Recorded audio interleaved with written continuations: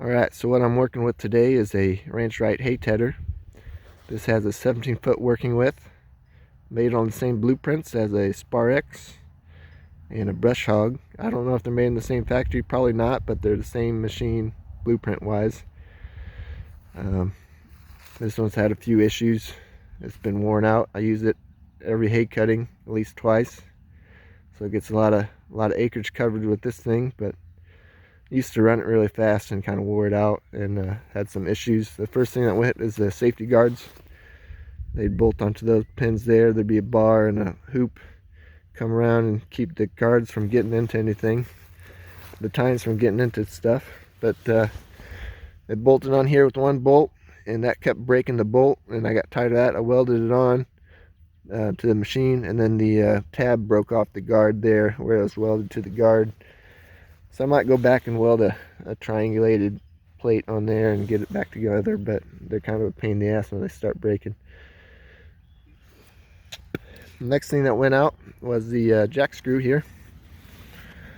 This would have bolted on where that piece is, came through there, and then up here there would have been a bigger piece with the threaded portion for the top of this jack screw.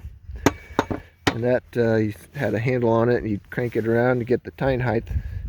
So you wanted about an inch off the ground when you're in the field, and then get on the road, you'd lift those tines up with the jack screw. And when that would break, it would nosedive into the ground. And I did that a couple times. It'd break, and I'd move the next thread, and I'd weld it back together, and it'd break on the next thread, and so on. So I went to the farm store, and I got a Category 0 top link and some Category 0 pins that I drilled this out and stuffed the pin in there and welded it on there. That one I just bolted to the old frame. So that works pretty good, and I don't know if I'm going to change that back to factory or not, but anyway, when that thing broke at one point in time, it blew up my torque limiter. This has a bunch of pins. I lost all my pins, but they fit into the groove like that, and when it would over torque or hit something or dig into the ground, those tines are spring loaded and they click back, and this would ratchet, keep it from breaking stuff. But when that blew up, I didn't know where to go for parts, so I went to the farm store to get through the hay season.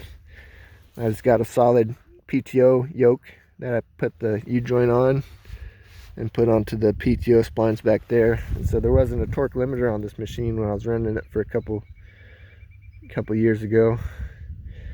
Then last year I got into a honeysuckle bush that I wasn't paying attention, running along a tree line, and it caught the tine, and there was no torque limiter, so that thing just ate itself up. This U-joint just got blown out. Here's the old one. So that goes in there like that, and I was going to change the U-joint, but it's kind of angled now. The U-joint won't fit in there. So what I did for parts, I went on to Messick's and I was looking at the brush hog parts breakdown, and they all looked really similar, and I had a hunch that they're the same machine, so I ordered a bunch of brush hog parts, and luckily that thing went in there good. I changed the pins on these because they're wore out, and I changed the bushings. There's 4 bushings on this machine. They're gone. But the bushings go in this part, and this is solid, and that set screw hold the pin solid, so it only pivots on the inside where the new bushing is. I ordered 4 thinking there'd, or 8 thinking there'd be 4 in each knuckle, but there's only 2. So I don't know if the brush hog's different or not, but that's how the ranch rite tedder's put together. Held in there with little snap rings, and snap ring on the inside. I need to put my hydraulic ram back on. Now, most of this is held together with roll pins, actually.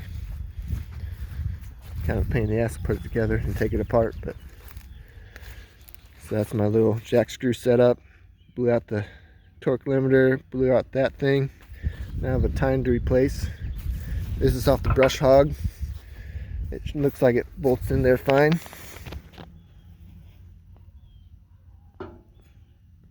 But it's got a little funky tab on there, so I might need a longer bolt on that one.